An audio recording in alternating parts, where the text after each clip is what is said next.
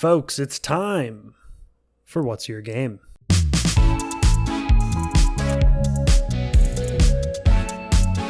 Welcome to What's Your Game. Thanks for finding us. I'm Oscar Rzodkiewicz, and I hope you stick around because today,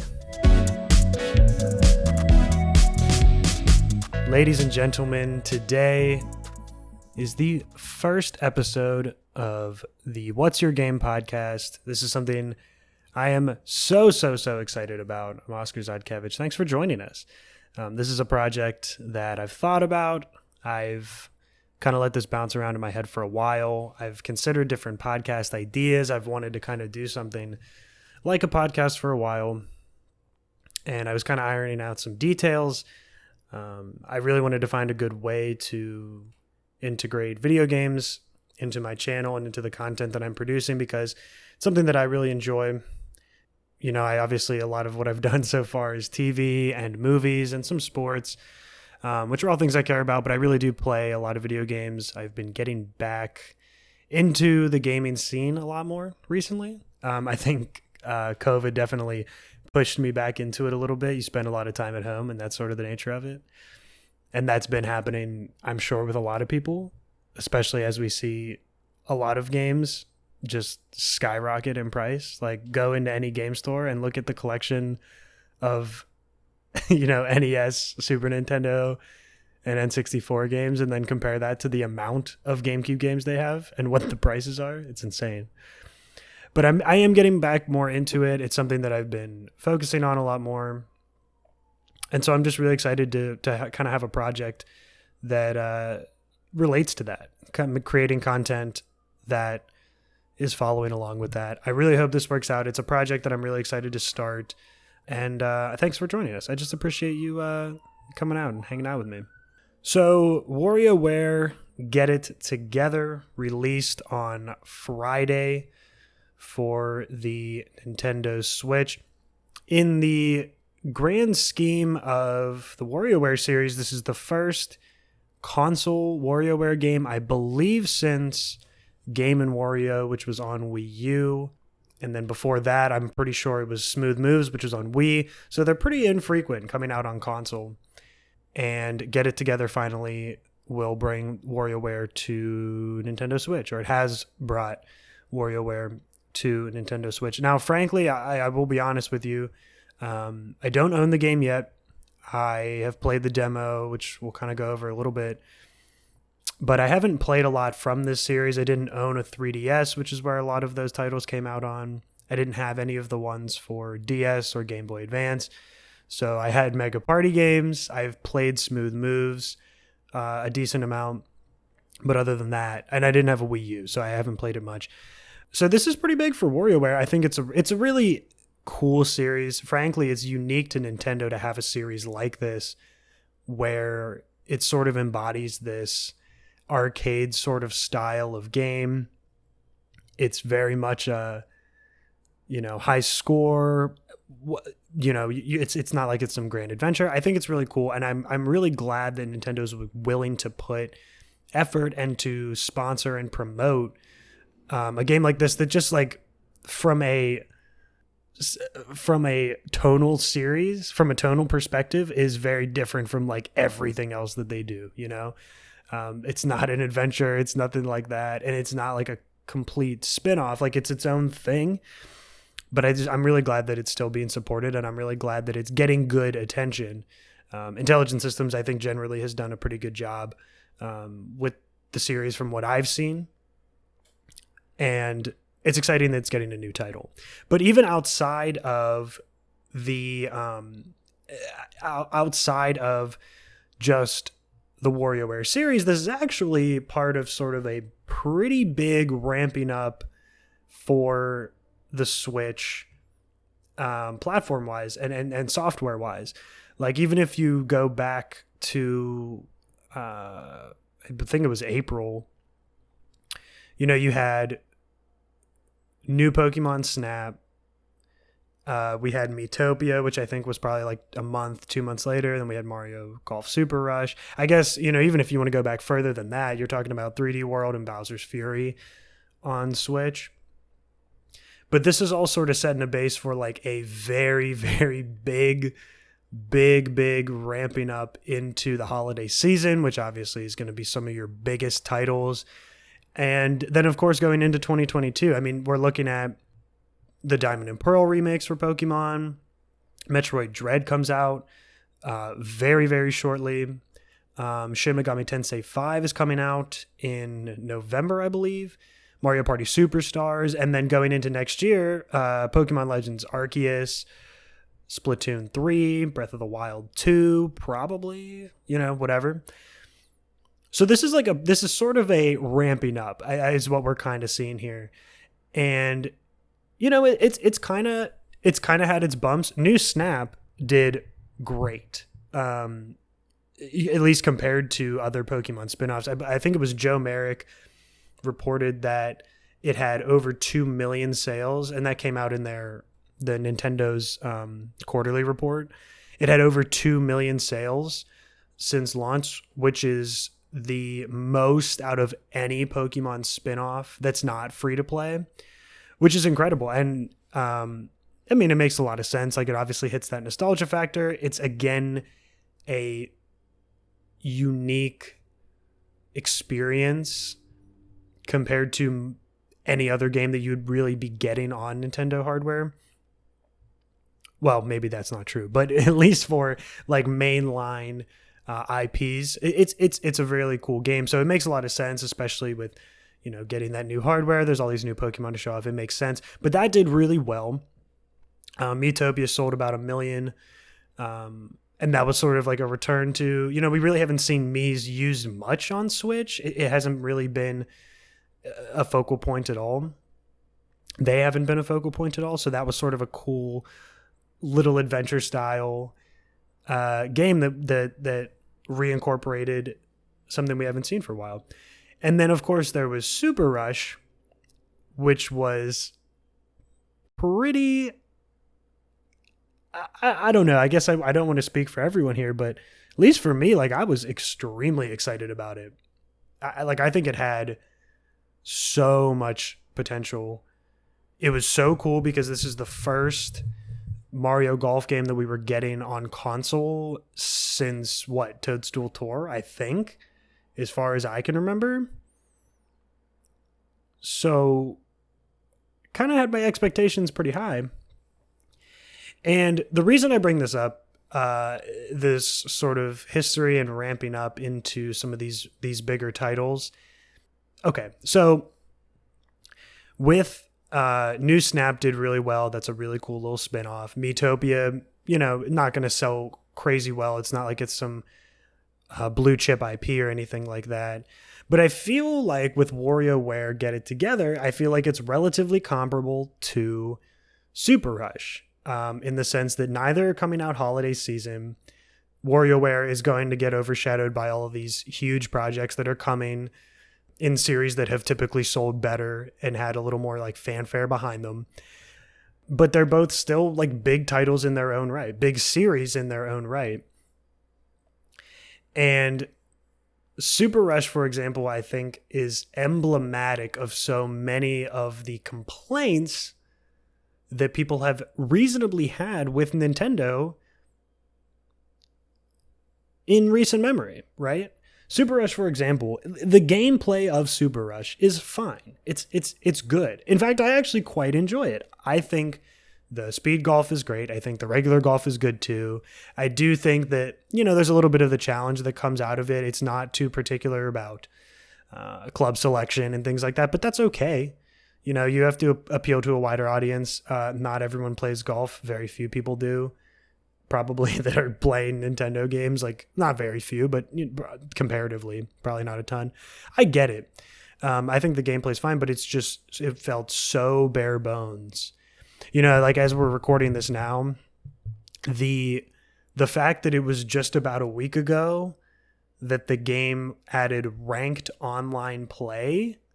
I guess it wasn't a week ago. I guess it was probably about a month ago. But the game came out in June, and it took until August to get ranked online play in a sports video game.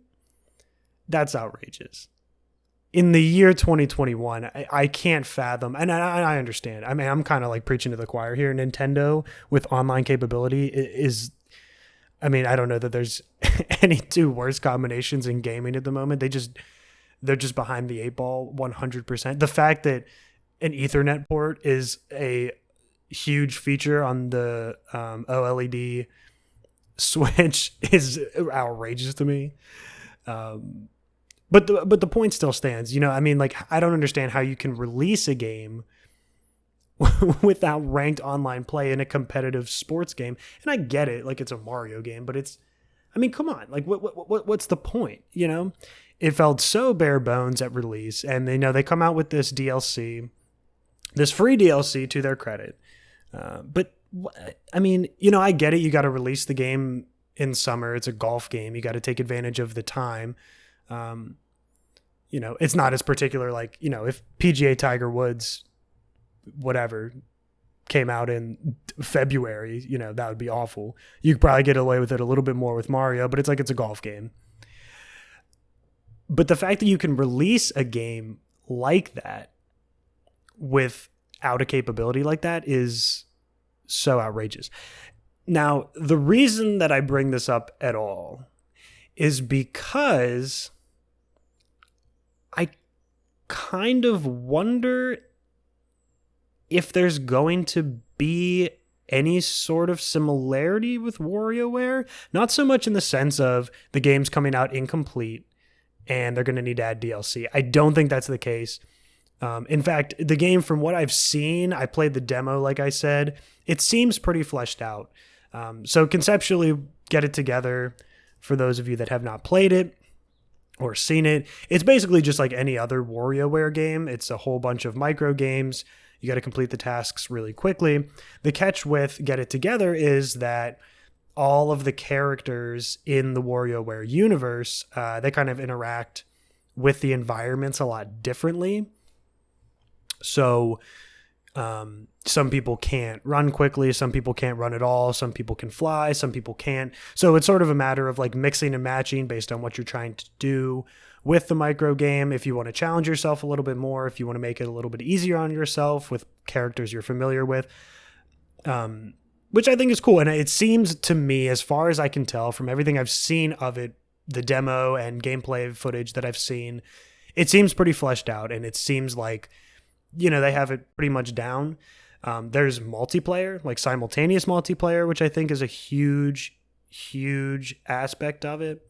But some of the early reviews, and what I mean is the pre-release reviews, were not perfect. The two that I saw that I think stood out were Sam Makovich of Ars Technica and then Ryan Gilliam from Polygon. They both had pretty similar findings in that it was another WarioWare game, right? Like, we're playing WarioWare. And that part is great. There's a level of like simple fun to it, high score based kind of benefit. And so for that they seem to praise it, but they both sort of complained about the complexity that comes with all of the different characters and how that correlates to the pickup and playability, right? And I think that makes a lot of sense, especially for a game that is multiplayer. It's like, well, okay, are you going to sit down with your friend and say, oh, okay, here's how to play the game, and then also you're going to have to learn all 20 of these different characters? You know, I get that. I don't know that that's necessarily the case or necessarily a fair argument. But like, I get it. I understand the logical downside to that. But I think probably one of the bigger questions that I have is, so this game is $50. And first of all, let me get this out of the way first. I think that developing a video game and being a game developer is probably one of the most challenging professions in the world. It has to be, because you are working tirelessly. There are so many different moving parts. Games are on deadlines. You can't just dilly-dally around. I have so much respect for game developers, and this is not at all indicative of the quality of the game itself. The question I have with the price point is the reservation that I had with Mario Golf Super Rush that I sort of was able to push aside just because of my excitement, or maybe unfortunately pushed aside with my excitement, was that's a $60 game, right? Which is a fully fleshed out game, completely reasonable for that to be $60. But like, you play through the adventure mode and then that's kind of it. Like, you're kind of making your own fun. There aren't a whole bunch of other modes. There's not a whole bunch of other stuff to do. So, is it worth $60? No, probably not. Like, if I had bought that game for $20, I'd have been like, that's a great purchase. It's a fun little romp. Pick it up every once in a while. The fact that it didn't have ranked online play, which like I said was ridiculous, like, that was remedied. So it's like, okay, yeah, you know what? You get that in a couple of months, and now you can play some little ranked matches. That's cool. I'm completely cool with that. But for 60, like, I definitely have buyer's remorse. I just don't play it enough. I just don't think there's enough value there. The core game is good, fine. I mean, eye of the beholder, I guess. But I think it's good. But do I think I really should have paid $60 for it? Like, probably not. Now, with WarioWare, it feels like this is a much more purposeful game. Like, they definitely put in the effort to make this a fleshed out game, and it's probably worth the quality of the title is probably worth $50. But it just begs the question again, is like, is it going to be worth it to me to buy it for $50? I don't know. I'm not really sure. And that's why I'm pretty like here and there about it. And it's unfortunate that happened, because obviously this is two completely different companies. Super Rush was developed by Camelot, who's been doing it for a really long time. Intelligent Systems does WarioWare, or did WarioWare. So it's unfortunate to compare the two like that. It's just like, after a game like Super Rush, I just kind of have a bad taste left in my mouth. And I also, and I hate to do this, but it's kind of hard to ignore that all of these big titles are coming out. Like I mentioned, the Diamond and Pearl remakes, Dread, Shin Megami Tensei, Mario Party Superstars, like, all of these games are coming out. But WarioWare was kind of in the, yeah, we're releasing this in September category. It gives me a little bit of questioning. Now, I don't know, if this was a game that was coming out, I don't think that WarioWare would necessarily be Nintendo's first choice to be like a holiday season game. It's giving me a little bit of hesitation to buy the game. And like I said, like, here's the thing. If I knew the game, if I had the game, I know for a fact that I would enjoy it. But is it worth the purchase? I don't know. It's hard to say. And this is like a recurring issue with Nintendo, right? Like, Nintendo games do not go on sale. They're going to charge you as much as possible. They have that whole thing with the digital price model where, physical copies can't go below, or digital copies, whatever. Like, they have like the similar pricing that's going to keep games naturally more expensive. I get it. I guess, it's one of those things like, don't hate the player, hate the game, because I don't, like I said, and that's why I wanted to make it very clear. The development of the game, the fact that it really does look like they put in a ton of effort to this game, and it really does seem pretty polished and creative. I love that. And this is not at all a comment on the game development or the game developers or Intelligent Systems at all. Absolutely not. But it just gives me a little bit of concern. So I'm going to keep definitely looking into the game. I'm going to keep, I'll probably watch some gameplay footage. I'm going to watch some other people play it and see. And then, you know what? When push comes to shove, if I got the 50 bones to spare, I'll pick up the game and I'll let you guys know how it goes.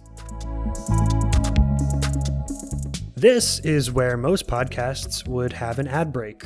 Well, I couldn't get Microsoft on the phone, so for now, I run this operation off your support. Just by listening, you're doing that, supporting me. So thank you. If you're listening on YouTube, subscribe to the channel and like the video. If you're on a podcasting or streaming service, you're welcome to give What's Your Game a rating. Be honest though, 5 stars would be great, but am I worth it? Thank you sincerely for listening. I deeply appreciate it. All right, cutscene over. So let's move off of a new game to talk about a very old game that I am playing for the first time. This is going to sound ridiculous. I can't even believe that I'm like admitting this publicly, but I bought and am playing through Super Mario Galaxy for the first time. Like, I understand how absolutely outrageous that is. This game that's like nearly 15 years old on the Wii, and I'm just now playing it. And you know what's even more ridiculous is the fact that I didn't buy the 3D All-Stars. I bought like a used copy of Galaxy on the Wii. And I know. I can't believe I made it so far. But realistically, so I never owned Galaxy. I had New Super Mario Brothers Wii, but other than that, and that was kind of when I fell out. Like, I didn't own a 3DS, like I said. I didn't have a Wii U. So I kind of fell out of that sort of scene. And obviously I didn't have Galaxy, so I didn't buy Galaxy 2. But now kind of getting back into it, and I haven't played Odyssey. I didn't buy Odyssey once I sort of got my Switch and got back into things. So I haven't played Galaxy, and this is my first run through of it. And I feel like a doofus. Like, as I'm playing through this game, I feel like an idiot for having never played it and just sort of overlooking it. I was like, it's not that important that I play it. I'm sure it's a great game, but, is it really necessary for me to play it? I'm sure I might have fun with it, but like, whatever. It's not like on the top of my to-do list. How dumb do I have to be to do, I am the dumbest person in the world, because this game is so good. It is so good. And here's the thing. I have seen a lot of discourse, or I guess heard a lot of discourse about Super Mario Galaxy, just by nature of it being so popular, and I get it. And I feel like I recently have seen people will sort of start to nitpick it a little bit. You get to a certain point where it's so good that you almost want to retroactively go back and be like, okay, but it's not perfect, and here's why, right? You start nitpicking every little thing. The biggest thing that I've learned about Galaxy is sure, if you want to go back through and you want to nitpick individual things after that you realize that it's such an amazing game, fine. But to 99% of people, it's just you're going to play the game, you're going to love it, and then you're probably going to play it again at some point and go, yeah, this is still awesome, And I am the 1% of people who have never played the game and just started playing it now. But it's just interesting. I thought I kind of had an interesting perspective as somebody who has now seen what some of these future Mario games have had in them, and can kind of retroactively go back and be like, okay, this is what we were working with on Wii. All this stuff came out. This came out before all of that, pre 3D Land, 3D World, Odyssey, most of the 2D Mario games, all that. I think it's an interesting perspective to have, considering I've also never played the game, but it's a masterclass, right? It's an absolute masterclass of a game. It is so much more cinematic. Literally, yes, more cinematic, but just the feeling around the game. It's you are really playing a Mario movie that's made for you. And it's so cool. Just the entire atmosphere of the game is perfect. It sucks you in. You're in this little world. Well, that's ironic. It's not a little world. It's a big world. But you're in this realm. You kind of are sucked in, and it gets you so hooked so fast. And yeah, I know it's I'm not saying anything groundbreaking, a Mario game is great, but it really impressed me because you know what, when you go back and you play Mario 64, for example, I know people kind of wax poetic about oh, Peach's castle, and I have all these really fond memories of like running around and looking for secrets and stuff, and oh, this stage was so memorable for me and all this. Like, I get that, but I think largely when I think back and I'm thinking about Super Mario 64, the biggest thing for me is just the control of the game. The platforming just feels so precise, and they just did a lot of good things, but I really don't think as an atmospheric game, I don't think it's anything that impressive. Not that it was trying to be. I mean, it was trying to be a Mario romp that controlled well and had fun platforming and fun stages. And it does that fantastically, right? It's Mario 64, like, you know what I mean? But then I think you skip ahead and you go ahead to Sunshine. And I think Sunshine's kind of somewhere in between. Like, they were sort of establishing the atmospheric feeling. You're on vacation. You're on all these like tropical areas. I never found that I was super immersed in the environment much, but you obviously had that. You felt a little bit closer to that than Mario 64. And then the control was kind of somewhere in between, where it's like you have a lot of free control. Mario moves a lot quicker. It's a little bit jumpier in my opinion, but you have that sort of like semblance of control with FLUDD. But then you get into Galaxy and it just feels like the platforming does not take a back seat. Like, it's not challenging necessarily, though granted, you know what, I guess I should have probably disclosed this. I'm only about 25 stars into the game. I got it last weekend and I've kind of just picked it up here and there for like an hour. Not an hour total. like just, pick it up, play a little bit, whatever. It's not like incredibly challenging. I assume it probably won't get too particularly challenging. I'm sure it will get more challenging, but point being, it's not like it's going to be some crazy hard thing. But the point is that like the platforming is still fun, and it's exciting to sort of run around the world and experiment with what the new gravity systems and everything does. But it's like Mario is definitely slower, definitely a little more methodical. It's not so like quick cuts and this, that, and the other thing.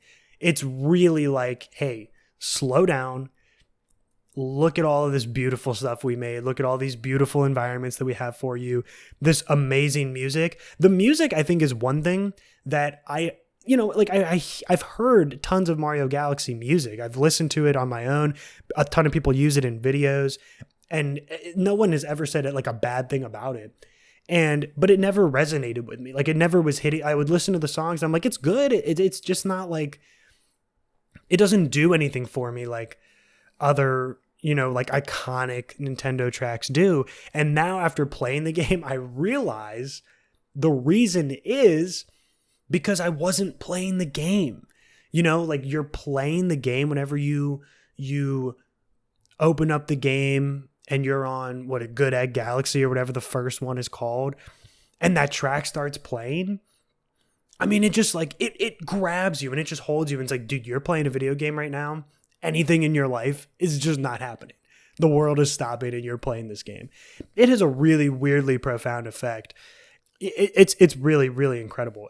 I don't really know how else to describe it, but like, I've never been sucked into a game like this before, where it's like, I don't even really feel like, I literally just feel like I'm kind of walking around as Mario. It's a really, really kind of surreal feeling that's hard to explain.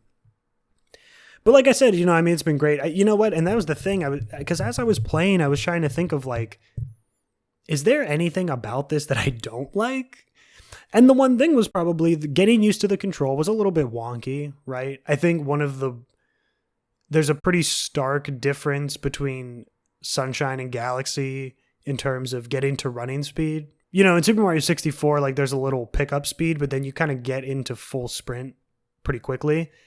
Super Mario Sunshine, you're in full sprint like immediately, when you start moving. Galaxy, it takes you a second to sort of start going. So it's a little bit slower in that regard. And there's a little bit of pickiness with the camera and the movement, like directionally where you are pointing the stick because of, you're in space, you're on sort of these round objects. It's not like flat surfaces, but it really works overall. Obviously. I mean, it's not like like I said, I'm not saying anything that's like groundbreaking, but it's a pretty incredible experience that even despite what feels like kind of significant changes in movement, you kind of just don't even worry about, and you get used to them so quickly. For a game as ambitious as Galaxy, like to even think of the concept and flesh it out at that grand of a scale, I can only imagine how challenging creating a game like that must have been. I mean, it must have been so hard. And I just have the utmost respect for that part of it, for sure. But it really is a game that just sort of sucks you in. And I can't believe that it's taken me so long to play it. Like I said, you know what? I'm not super far into the game. I'm not even a quarter of the way through. But it's been so enjoyable. And it's really grabbed me like really no other Mario game has. Because I think you get that a little bit. Like I always get that feeling if I'm picking up Majora's Mask, I get very attached to the game. Like I really get, like all these little stories and all these little people, these little quests that you're doing. Like for me, you get super into the game. You get really sucked into it. You just feel like, yeah, that's you. You're running around talking to all these people and doing all this stuff. But most Mario games don't really give me that. And most video games in general don't give me that. It's sort of like, okay, yeah, you're sitting on the couch playing a fun game, And I love that kind of stuff. I really got it big back into Crazy Taxi on GameCube. I've been playing that a lot. Because, yeah, it's like a fun arcade style thing. It's like, I don't think I'm the one hopping in a taxi, like running over people. But like it's just like a fun thing, a fun game to play. But with Galaxy, I really do get that feeling of immersion. And it's really, really incredible. And I can't believe that I can't believe that I didn't bother to make the effort to pick it up. It's just really exciting. I'm really, really excited to play through it and beat it. And then I'm really going to make an effort to get Galaxy 2 because I've heard just as good things about that game. In fact, I've heard many say it's even better. So we'll see. But I just thought it was interesting. I had sort of a different perspective. I had sort of seen the advancements in the Mario series over time, only to go back and play this game that, now is like nearly 15 years old, over a decade old, and experience it for the first time. And it was just, it's been incredible so far to sort of get that feeling. And, for any of you that have played that game and played it maybe when it came out and got to experience that firsthand, I promise you, and I say that I am experiencing the same thing right now. And despite the technical limitations and, the graphics, whatever, it's still hitting me like that today. And it really does hold up the exact same way it did when it came out. So it's just been really fun. And I'm really, really glad I made that purchase. Got it for $20. I wonder if that's because of 3D All-Stars. I'm not picking up 3D All-Stars. There's no way. I don't own Sunshine anymore, but I'm not buying 3D All-Stars. If I want it, I'll buy it on GameCube. Galaxy has been great. Well, folks, if that's not your game, if Galaxy's not your game, well, I'll try to do better next week. But for now, I got to go. I'm Oscar Rzodkiewicz. This is the What's Your Game podcast, and you are the ones that make this show run. Don't forget to rate us, like us, subscribe to us, and until next time, have fun, folks.